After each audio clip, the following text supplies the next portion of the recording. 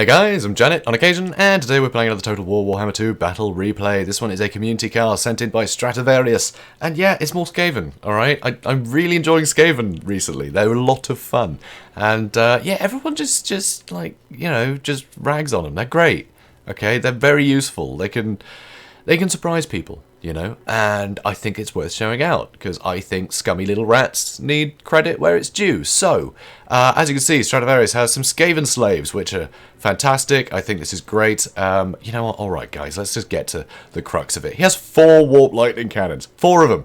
4 Warplightning cannons, and pretty spread out. So he's got a load of just random Skaven slaves, but he's got a ton of storm vermin as well. So he's got a wide enough line, thanks to all the slaves just being a pain. But I mean, they're going to rout off so quickly against vampire counts. But the storm vermin won't. You know, that armor, it actually makes Graveguard really have to work for it to get through them. So this will put up a very, very strong defense. And anything does try and slip through, I reckon the combined weight of 4 Warplightning cannons is going to probably give it pause for thought. Get it paws, because rats have paws. Do they have paws? I think they have paws. Anyway, clan rats with spears. Skaven slaves with spears. Clan rats with spears. Clan rats with spears. So there's some clan rats with spears knocking around as well. So if anything tries to jump on them, you know, there's something to stop them. And if it's cavalry, then yeah, the cannons will be able to help each other out there. So that's nice. And also Warplock Engineer. So, unfortunately, what I find quite surprising is no Howling Warpgale here, which is sad, but he does have the Warplightning, and he does have Warpstone armor. So Howling Warpgale would be great here, though, because if you're going to bring 4 cannons, then you have the tools to punish anything in the air very quickly by knocking it down like that. So, Tret Craventail. So, really cool to see, actually. He's very defensive. It's going to be hard to kill him. And he does that anti-large, which is pretty handy. So, he'll do alright. He'll help. So that's it for the Skaven army. It's pretty one-dimensional, but they've gone all in with something very strong. So here you can see his opponent. He has 2 black coaches, which I think is great. I love to see black coaches. He has Manfred von Karlstein, who's in the air and obviously terrifying, but he is a very big target for cannons. But raised dead, breath attacks, just jumping on top of an artillery crew, like, he can rout off things so fast. He can shut down those cannons very quickly if he wants to, and if he can survive that long, that's a big if, you know, given what he's up against. But no Howling Warpgale, so he has the advantage there. So, load of zombies. Zombies are going to, you know, just bother Skaven slaves forever, and honestly, their fear will probably win them the fight. And just a ton of Graveguard in the back. A ton of Graveguard. And some Skeleton Warriors on the edges as well, just to, you know, help maximise the amount of stuff that's in combat, because often, you know, skeleton warriors on the side is a good idea. If there's gutter runners or things, just throw the skeletons at them and you don't have to worry about the gutter runners for, you know, a good few minutes. So, let's speed things up. So, Warplightning cannon shooting at a bit of everything. Vampire counts have to work overtime to just dodge every single unit in different directions to try and make sure that they're not all murdered. And, of course, the terrain here is a big advantage, because this is a big avenue that they have to go around, and all the cannons have been put onto this side, so it's difficult, you know, it's difficult to get around. It's less that needs to be blocked off. You know, if this was tower defense, this would be a great place to put your towers. So, here, you can see, oh, there are Hex Wraiths as well, but they're ethereal, and Warplightning cannons do magic damage, so just getting grazed by any of this artillery is going to kill a lot of them. So, here we go. Yeah, almost half health already. It's not looking good for them. Not looking good for them, I must say. But at least Manfred's not getting shot right now, and he's getting in. This is dangerous. You know, Manfred's getting close here. And, oh my god, they're just falling like flies. This is great. Anyway, this front line, though, could be very scary. I mean, yeah, Stormvermin will put up a hell of a defense, but they're outnumbered here. You know, they are heavily outnumbered. So, they're moving in. Good choke point here. Lovely. Stormvermin rearranging a bit. And, yeah, these guys are basically toast. These Hex Wraiths, they're never going to get any work done. Black Coach taking a lot of damage. And, wow, Invocation of the Heck really wants to keep these guys... No, they're gone. So, a bit of a waste of a spell there. Warplightning, getting some early damage in. Let's see, how many? 19 kills, not too bad. Say the battle just began. And this Black Coach is taking a horrible amount of damage. But look at this breath attack. Devastates this Warplightning cannon. Absolutely devastates the artillery crew. And they're out of here. Look how little health they have. They're basically all dead. Unbelievable. They've shattered. That's one cannon down. Just from one breath attack. And Manny's barely been touched. He's barely been touched. Unfortunately, the slaves couldn't win that fight for some reason. So anyway, Storm Vermin, trying to fill up that gap. This was always going to be the one that would get taken out first, if anything. You know, it was right on the edges, but it did get taken out pretty quickly. Some Warplightning cannon shots registering there, which isn't too bad, but he's going in for the next cannon. Now, this is where Raised Dead would be great, and he does seem to have it, so I don't know why. Just a Raised Dead on this one while he's dealing with this one, and that means he's down to one cannon that he has to worry about for a time, you know? Black Coach keeping the heavy infantry busy, which is great. You know, those Storm Vermin are busy. Spears have had to be thrown in there too to keep all these zombies and everything at bay. Unfortunately, this Black Coach seems to have almost had it, but he's getting some damage in. You know, 48 kills. Not bad to say the Coach has been, you know, shot at horribly. And looks like he might get some more into these Storm Vermin, which is perfect. Anyway, Manny, horribly hurt, but he does have that Invocation to Heck, and he has taken out another artillery. But these guys will be able to come back. He didn't do as much damage as he would have liked, and they are back online already.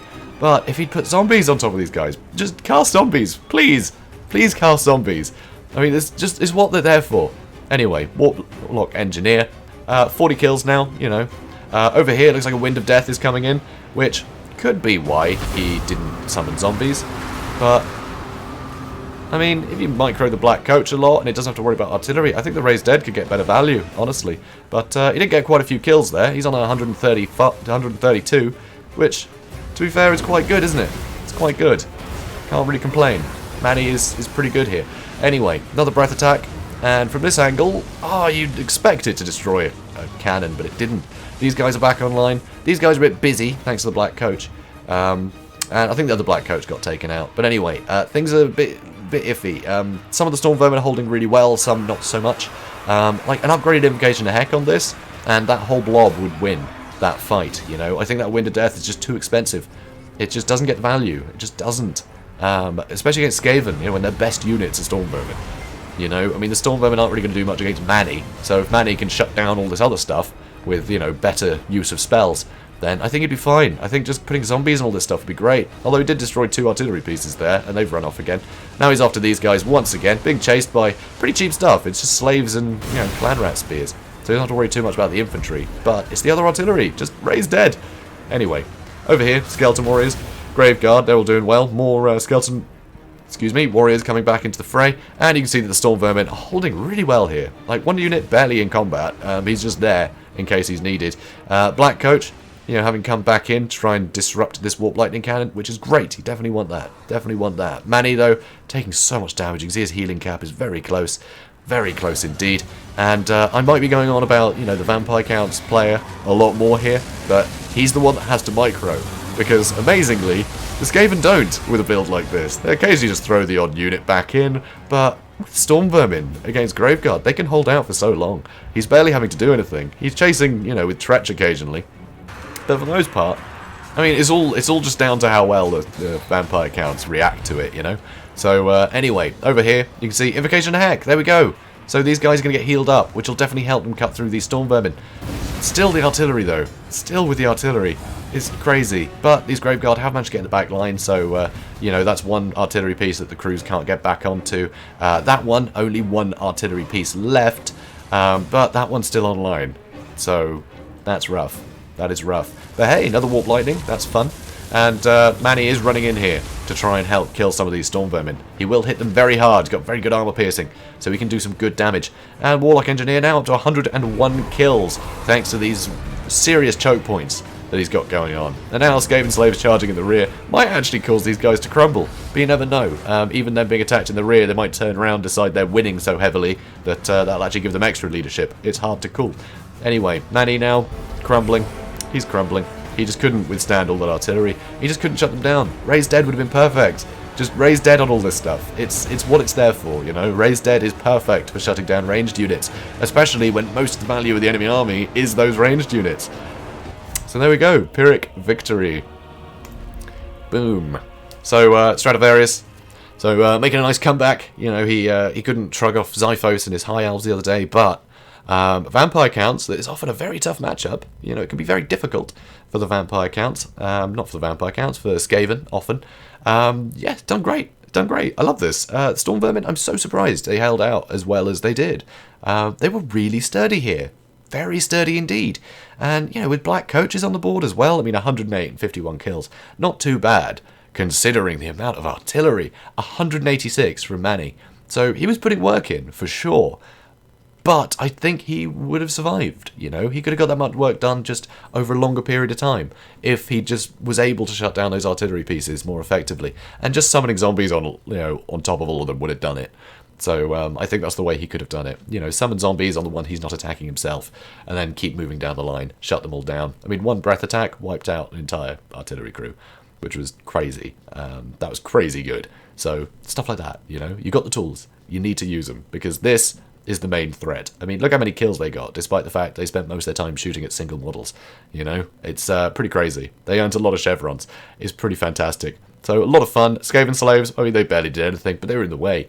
They were in the way, much like the zombies, you know. Same role as the zombies here. Just be in the way. They're just there, and you've got to get through them at some point. They're an annoying roadblock. Often your guys will waste time chasing them off, and then you have to turn them around and get them to actually fight something worthwhile. So great little roadblocks there. Adds a lot of meat. Adds a lot of meat to the grinder. Warlock Engineer, 104 kills. You know, that Warlock, the Warpstone armor, really good for anything that did get into the back line. He could just get in that fight and it would get drained. You know, it'd help whatever he had left in the back line get rid of that stuff quicker, which is really nice. But yeah, that Warplightning worked really well. Just having such a static front line as the Storm Vermin, it just allowed these guys to get blobbed up on them, and Warplightning really shone there. It was really cool to see. So, yeah, enough rambling, I guess. Quite big armies here. Look at that. Wow. Pretty extraordinary. I think my cinematic shots probably suffered in this one. Lower frame rates than usual when there's, you know, nearly 3,000 people on the board. Actually, over 3,000. Yeah, it's going to hurt. So, anyway, I hope it was fine. Whoops. Anyway, guys, if you enjoyed this, please do comment, like, and subscribe. And I will see you in the next one. Have a good day, guys.